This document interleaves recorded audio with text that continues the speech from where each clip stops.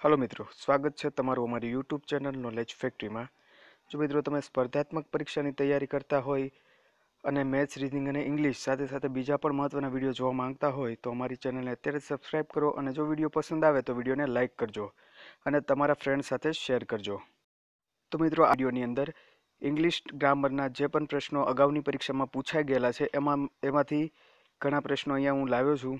ए प्रश्नों ने अत्यारे आपणे सोल्व पण करशुं अने साथे साथे समजशुं पण के हवे जे आवनारी परीक्षामां कई प्रकारना प्रश्नों पूछाई शके छे। तो मित्रों आखो विडियो पूरो विडियो ध्यानथी जोवा विनंती छे। तो मित्रों पहेलो एवो छे के खाली जग्या आपेली छे, बे खाली जग्या अने एमां प्रश्न एवो छे के जे स्पेस ध डिनर नॉट स्पेस येट अने क्वेश्चन मार्क।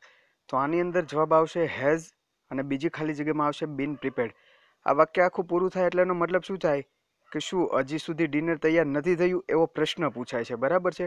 અને હજી સુધી એવું આવે છે, હજી સુધી એના માટે આ બીન આવે છે। એટલે બીનનો ઉપયોગ અહીંયા એટલા માટે થાય છે કે હજી ડિનર તૈયાર થાય છે એના માટે પ્રશ્ન પૂછાયેલો છે। અને હેઝ અને હેવ એ બેમાંથી અહીંયા હેઝ આવશે કારણ કે આઈ મી અને યુ એની સાથે હંમેશા હેવ આવે છે પણ અહીંયા હેઝ આવશે। મિત્રો બીજો પ્રશ્ન છે, 4 ઓપ્શન આપેલા છે એમાંથી કોઈ પણ એક સ્પેલિંગ સાચો છે, બાકીના 3 સ્પેલિંગ છે ખોટા છે। તો આપણે એક સાચો ઓપ્શન કયો છે એ અહીંયા શોધવાનું છે। તો પહેલાની અંદર જો પહેલો સ્પેલિંગની અંદર એમ્બેરેસિંગનો પહેલોની અંદર જો તમે ઓપ્શનની અંદર જોશો તો એની અંદર ડબલ બી આપેલા છે જે ખોટું પડે છે। જ્યારે બીજાની અંદર ખાલી ડબલ એસ આપેલા છે અને ત્રીજો ઓપ્શન છે એની અંદર આર ડબલ આપેલા છે પણ જે સાચો સ્પેલિંગ છે મિત્રો એની અંદર આર અને એસ બંને ડબલ આવે છે।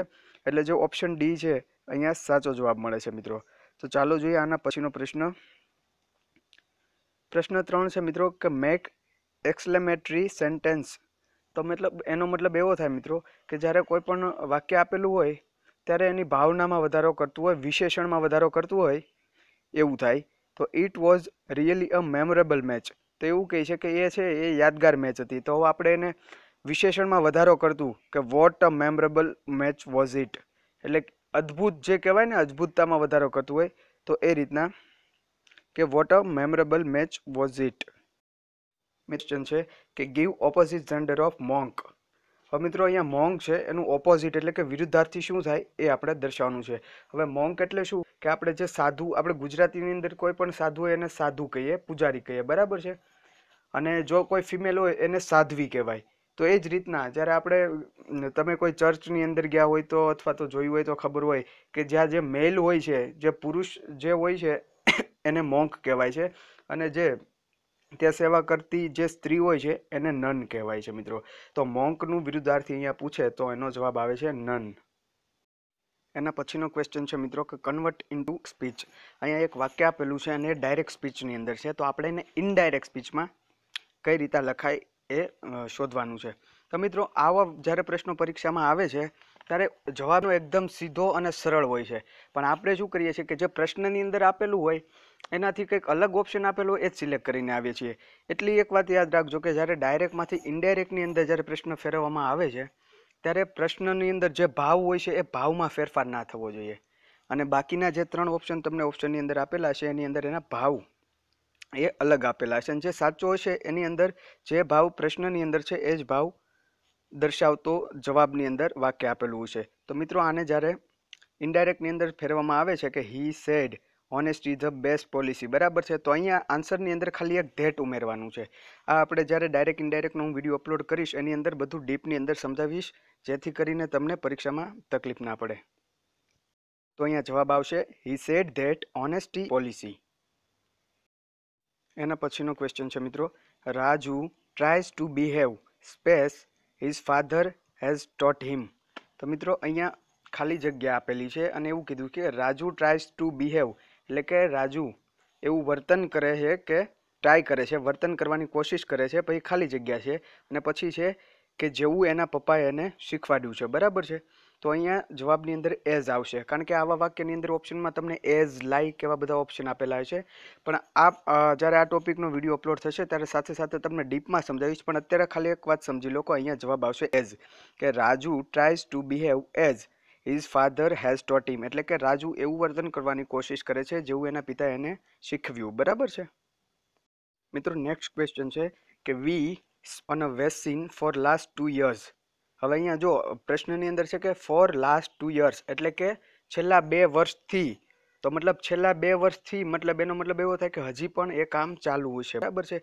તો જ્યારે કોઈ પણ વસ્તુ કે કોઈ પણ કામ જે ભૂતકાળની અંદર ચાલુ થયું હોય ને હજી પણ ચાલુ હોય તો ત્યાં બીન આવે છે અને આઈએનજી વાળું આવે છે ફોર્મ એની સાથે સાથે, કારણ કે એ કામ હજી પણ ચાલુ છે. તો અહીંયા જે ખાલી જગ્યા છે એમાં ખાલી જગ્યામાં આવશે કે we have been working on a vaccine for the last 2 years એટલે કે અમે છેલ્લા 2 વર્ષથી રસી બનાવવાની કામ કરી રહ્યા છીએ, બરાબર છે. નેક્સ્ટ ક્વેશ્ચન છે કે when you phone I space in the garden એટલે કે જ્યારે તે ફોન કર્યો હતો ત્યારે હું ગાર્ડનની અંદર કામ કરી રહ્યો હતો એટલે કે વોઝ. અને વોઝ એટલા માટે કે ભૂતકાળ છે કે ફોન્ડ એટલે કે તે જ્યારે ફોન કર્યો હતો ત્યારે, એટલા માટે વોઝ. અને ત્યારે એ કામ કરી રહ્યો હતો, કામ ચાલુ હતું એટલે વર્કની સાથે આઈએનજી વાળું ફોર્મ વોઝ વર્કિંગ. એના પછી નેક્સ્ટ ક્વેશ્ચન છે મિત્રો I will arrive sometimes space 8 and 9 AM. તો મિત્રો જ્યારે આવા પ્રશ્નો આવે છે ત્યારે અંદર ઓપ્શનમાં બિટવીન, અમોંગ આવા બધા ઓપ્શન આપેલા હોય છે. પણ ધ્યાન રાખવાનું કે જ્યારે બે વસ્તુને કમ્પેર કરતા હોઈએ, જ્યારે બે વસ્તુની વચ્ચે કાંઈ વાત થતી હોય ત્યારે બિટવીન આવશે અને જ્યારે 2 થી વધારેની વાત હોય ત્યારે હંમેશા અમોંગ આવશે મિત્રો. પણ અહીંયા 8 અને 9 અહીંયા અમોંગ આપણે કોઈ ભાગલા નથી પાડવાના, પણ અહીંયા બિટવીન એટલા માટે આવશે કે 8 અને 9 વાગ્યાની આજુબાજુ. એને શું કહે છે વાક્યની અંદર કે હું 8 અને 9 વાગ્યાની આજુબાજુ પહોંચીશ, બરાબર છે. એટલે એની વચ્ચે બિટવીનનો મતલબ થાય વચ્ચે, તો 8 અને 9 વાગ્યાની વચ્ચે પહોંચીશ. મિત્રો ચિંતા ના કરો, ઇંગ્લિશ ગ્રામરના જે વિડીયો છે એ સારી રીતે સમજાય એ રીતે ડીપમાં પૂરા વિડીયો આપણી ચેનલ ઉપર અપલોડ કરવામાં આવશે જેથી કરીને એક્ઝામમાં તમને મદદરૂપ થાય.